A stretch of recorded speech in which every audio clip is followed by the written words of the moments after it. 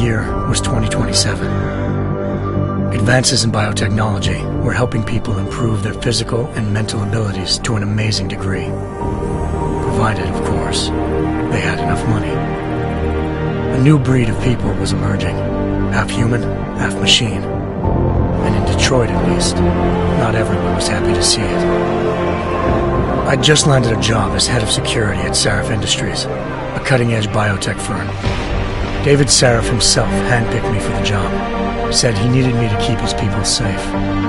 My ex, Megan Reed, was one of them. Brilliant neuroscientist, Megan had found a way to make augmentation safe and affordable for everyone. All she had to do was present her research to Congress.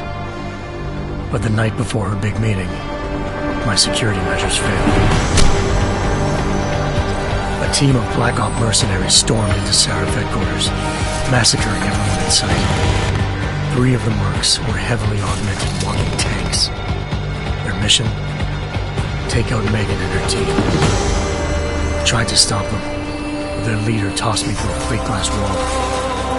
Last thing I heard as his bullets slammed into my brain was Megan's dying scream. I should have died with her. Only I didn't. High-end military-grade enhancements saved my life. The best augmentation Sarif's money could buy. It took me half a year to get a feel for her. Should have taken longer. But 6 months into my recovery, Sarif Industries was attacked again. This time, by a radical group of pro-human purists. Violent, militant, and fanatically opposed to human augmentation.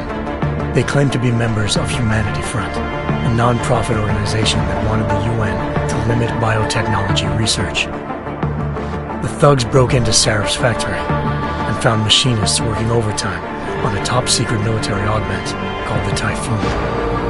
Sarif sent me to retrieve it, and when I did, I found one of the so-called purists next to it, wired with cerebral implants, trying to download its classified specs.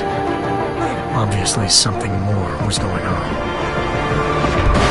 The Aug killed himself before I could question him. Sarif ordered me to dig deeper, so with the help of Frank Pritchard, Sarif's head of cybersecurity, I did. Turns out a second hacker had been controlling the Aug's actions from somewhere off-site. Pritchard and I tracked his signal to a secret FEMA internment camp in Detroit. The Black Op mercenaries were there. The same mercs who'd left me for dead 6 months before. Figured they'd try again when they saw me. It wasn't so easy for them this time. I took out the tank named Barrett, even got him to give me a new lead. A penthouse apartment in China. Of course, we both knew it would be a trap in the end.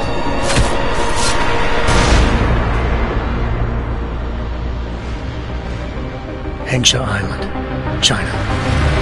Home to a city so crowded, they had to build a second city on top of it. Trying to find clues in Hengsha wouldn't be easy. Lucky for me, I wasn't alone. Farida Malik, Sarif Industries' ace pilot, had lived in Hengsha before. A good person to have on your side. She knew enough about the place to get me around. Malik dropped me in the lower city, close to the penthouse Barrett had told me about. Bell Tower Associates, a private security firm under contract to the Chinese government, had agents tossing the suite when I arrived. Just not for the reason I'd been expecting. Turns out the man who lived there was a criminal hacker named Van Bruggen. The same hacker who'd been remotely controlling the Aug in Sarif's factory. Van Bruggen's panicked decision to force the man to commit suicide had been a mistake. Now his mercenary partners were gunning for him, and I needed to find him before they did. Locating Van Bruggen meant playing nice with the Triads, Hengsha's organized crime lords. They had the hacker holed up inside a low-rent capsule hotel. By the time I found him, Van Bruggen had no qualms giving up the woman who hired him. Zhao Yunru, president of the Taiyang Medical Corporation. According to Van Bruggen, Zhao wanted to monopolize the augmentation industry and had hired Black Op mercenaries to destabilize her competition. Sarif Industries was at the top of her list. To prove this, I needed to get inside TYM and grab a surveillance hologram off a server. I suspected Van Bruggen was hiding something when he told me this, but nothing could have prepared me for what I saw. Megan wasn't dead. She and her 4 best researchers had been kidnapped, spirited away somewhere while their kidnappers made it look like they were dead. Desperate to learn more, I confronted Zhao in her penthouse. She claimed to be a pawn in a bigger plan, and hinted at a group so powerful it controlled global interests at a whim. Then she slipped into a panic room and hit the alarm, forcing me to make a very quick exit. I figured Zhao was lying, but part of her confession made sense. David Sarif had been worried about his people. So worried, he'd required all of them to have subdermal locator devices surgically implanted. The GPLs would have been broadcasting the day of the attack. But Zhao said a single call to Picus, the world's leader in global 24-hour satellite news, had turned those signals off.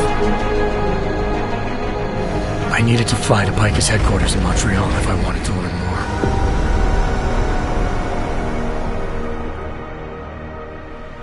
Eliza Cassan, Picus Communications' First Lady of News.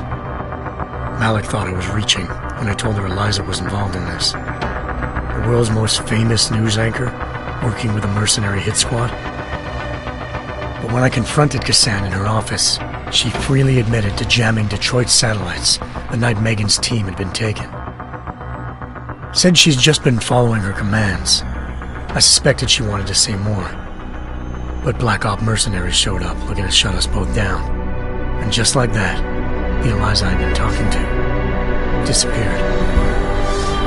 The Mercs were led by an augmented killer I'd crossed paths with twice before, Fedorova, a woman who'd made silence her best friend. She waited for me to track Eliza's transmission to a secret server room underneath the Picus complex, then jumped me from behind. A deadly fight ensued. I made sure she never moved silently again. With Fedorova down, and no one left to keep Eliza quiet, she reappeared. Turns out Picus's First Lady of News wasn't a lady at all. She was a sophisticated AI program, engineered to monitor data streams and control what people believed.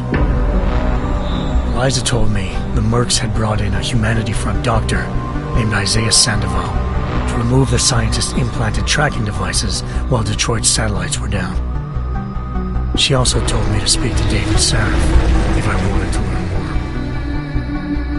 more. By the time Malik and I got back to Detroit, tensions between normal and augmented citizens had reached a flashpoint. Riots were breaking out in several cities. The UN was being urged to intervene. Sarif was trying hard to convince Hugh Darrow, the inventor turned philanthropist who'd once been a leading proponent of enhancement technologies, to help stop a possible regulatory vote. Sarif had a lot riding on Darrow. Megan's discovery would have given millions of people the chance to evolve beyond their normal human abilities, and at the same time catapulted. How did we get here? Technology is advancing at a phenomenal rate. Artificial eyes to cybernetic limbs. The promise of a better future. We now have the choice to free ourselves from any kind of limitation. Strength, power, speed. Now I focus on what really matters. Have these augmentations really been There are tested? people who say that what is happening is unnatural, that we're playing God. But people were scared of electricity, and where would the world be without What that? happens if this technology falls into the wrong hands? Diseases or viruses that could wipe out the human race. Scenes of terror are being witnessed worldwide. Kind of madness has gripped the mechanically augmented people. 9 million deaths confirmed and counting. This is an attack on humanity and the universal values that we share. These people were hacked. They had no control. What is the appropriate response? And can we actually protect ourselves from this happening again? I have no idea what happened. I would never. He tried to kill me. At what point will governments consider the idea of segregation for all our sakes? We can be politically correct or we can be foolish, but it's going to get worse and worse. The Czech Republic adds its voice to a growing list of countries calling for the relocation of its augmented citizens. Reports of severe shortages of the drug neurophazine required to inhibit the rejection of augmentations. And we will fight for our God-given rights to In a sign of growing anti-augmentation sentiment, thousands march. It doesn't matter how many idiots you get out there on the street. We will not relinquish our limbs. Do you understand? What is happening on this planet is a mass fear-mongering, and the mainstream media pushing this narrative. The officer suffered severe facial Incident after incident after You need to be afraid, because they are coming for you. We will not be made slaves to corporations. We will rise up. To them, we are the enemy. Have you seen what your kind are doing? My kind? You sound just like them. We've come to a tipping point. We can't live like this anymore. This violence is completely out of control. The world is being paid for this corporate militants. What do they have planned for us? Why are they building concentration camps? What's going on out there? Reports of multiple fatalities. Only one way to deal with these bloodthirsty fanatics. A lot of people die. Now you want to take away our freedom? You will pay for it in blood. Multiple detonations looks like car bombs. The Augmented Rights Coalition denies responsibility. The Segregation Act has been passed into law, effective immediately. Augmented persons are being asked to move to safe and secure segregated districts. I don't want them to take me. We are still your neighbors, your brothers, your sisters, your lovers. We lost everything. Our dreams, our innocence. Where are you taking her? Where are you taking her? Our humanity.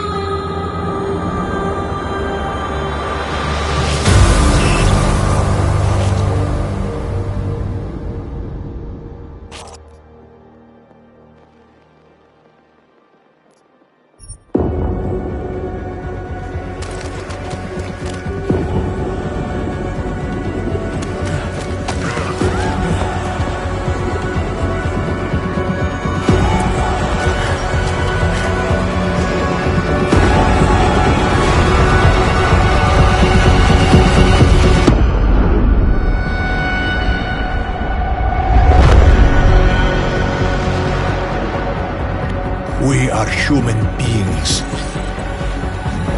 Each and every one of us. This must not go on. This injustice must end. An increase in the number of terrorist attacks highlights the danger posed by augmented citizens. I once thought I could save the world. Now look at it. Help me!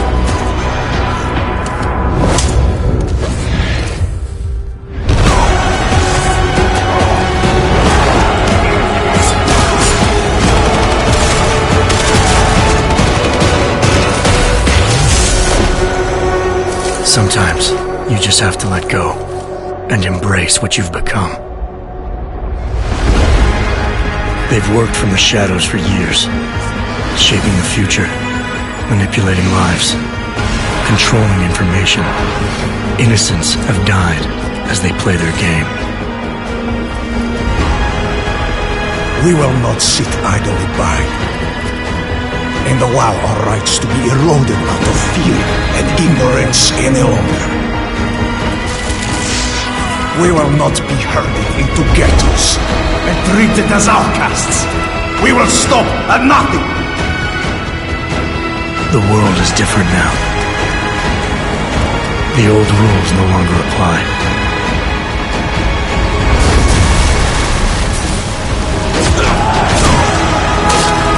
So much pain. So many lies.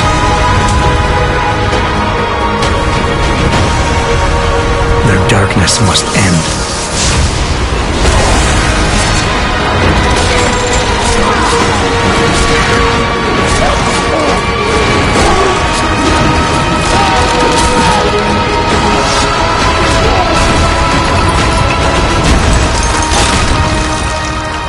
This should be your fight as well, brother.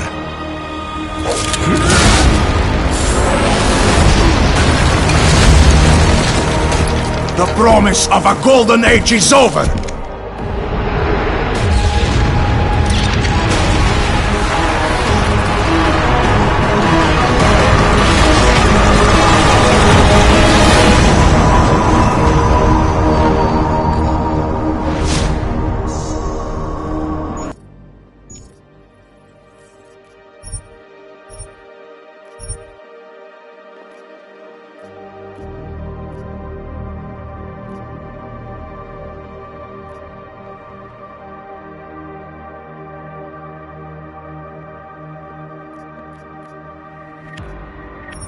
year was 2027. Advances in biotechnology were helping people improve their physical and mental abilities to an amazing degree.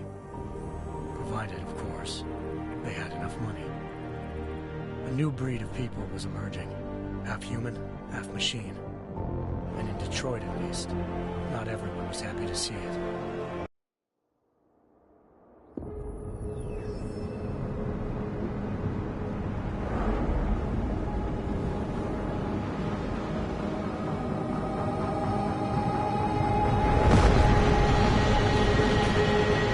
I once thought I could save the world. Now look at it.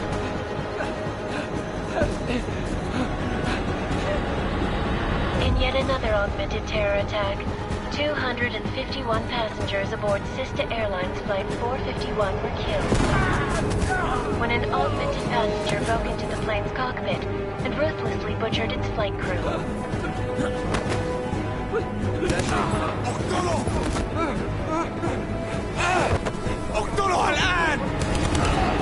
Details recovered from the black box recorder suggest that the man may have been suffering flashbacks to the AUG incident. That horrible day 2 years ago when augmented people all over the world flew into a psychotic killing spree, causing the greatest loss of life in recent history. Sometimes, you just have to let go. And embrace what you've become. Not gonna go all wonky on us now, Hansa, are you? Well, if I do, McCready, I guarantee you'll never see it coming. Agent Jensen! Am I gonna have a problem with you? No, sir. No reason to assume you would. Good. Because you are the only augmented operative on this team, and I intend to make good use of you. Listen up, all of you. We got a sandstorm barreling down our ass and we can't afford to make mistakes. We're going after this man, an arms dealer named Shepard. He's ex-Bell Tower, one of the Special Forces commanders who disappeared during the incident. And he's come out of hiding? That cannot be good. It's not. He's selling weapons and military-grade augments to terrorists. This is Aran Singh, the undercover agent who lured Shepard out of his hole. Best you see Interpol's got. For 3 years he's worked hard to get in tight with the Jinn, an Iraqi smuggling cartel that's infected the Eastern Hemisphere like a plague. Last week, our arms dealer sent a message to the Jinn, offering to sell them a shitload of black market merchandise dirt cheap. They told Singh to handle a buy. They're not gonna like it when Interpol disrupts their party. Singh's cover really that good? It is right now. We need to keep it that way. This is where the deal's going down. A half-finished high-rise hotel that's been abandoned ever since the incident.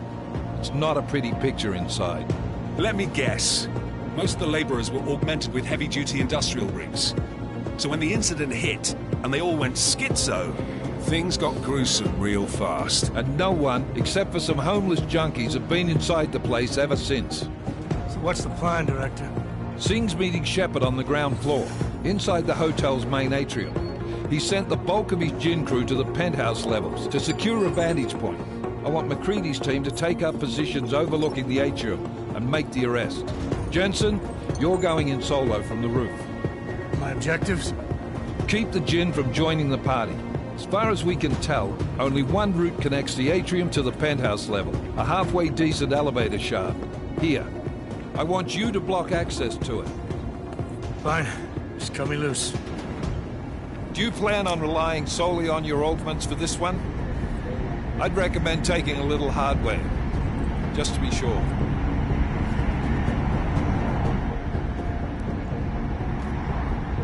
I'm not leaving my 6 exposed. Give me something lethal. Your call, but Singh's undercover in all this. So watch your fucking sights. What about range? There's lots of wide spaces and high ceilings in there, but a number of tight and constrained rooms too. So it's a crapshoot, really. Never was one to play the odds. Give me something I can use up close. You got it.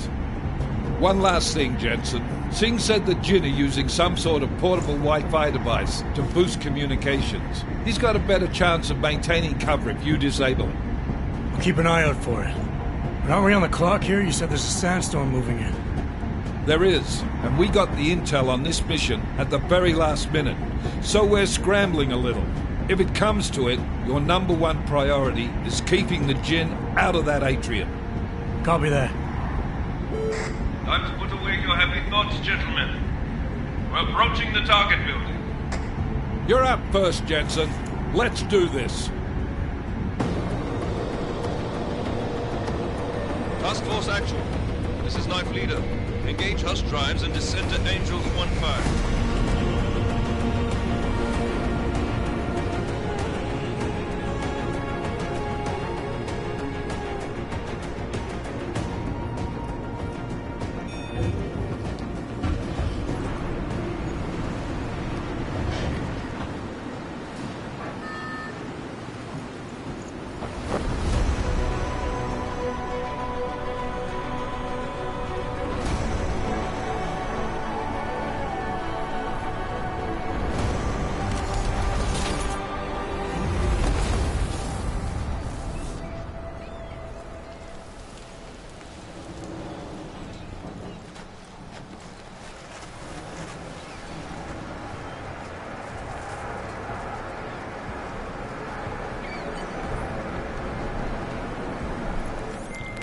Team leader, this is Jensen. I'm on the roof. Solid copy. Move into the building. The access route you need to block us at the far end of the penthouses. And keep in mind, the direct route might not be the easiest one. Roger that. McCready will advise once his team is on the ground. Miller out.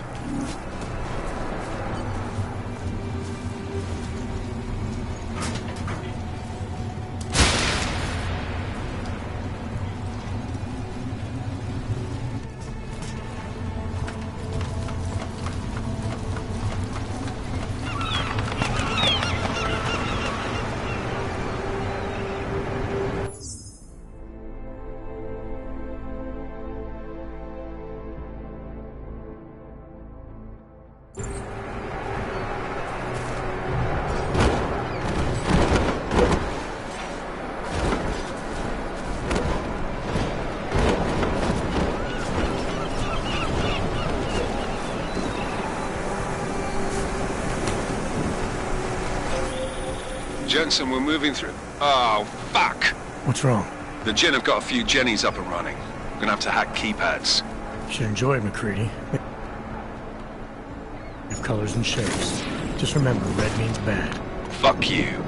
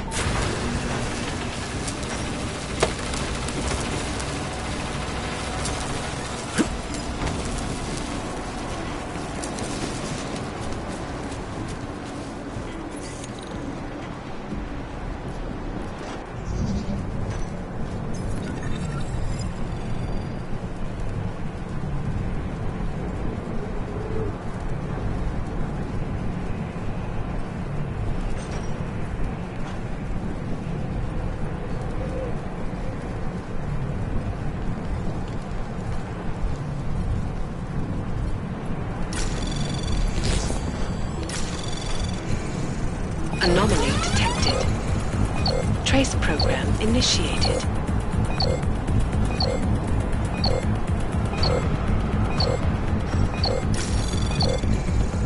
Access granted.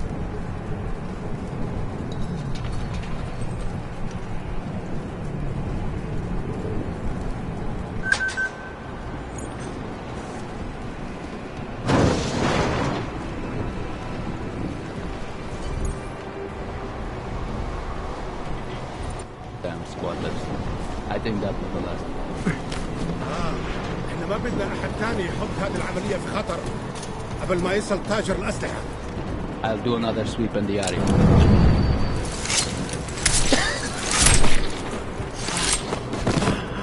Oh.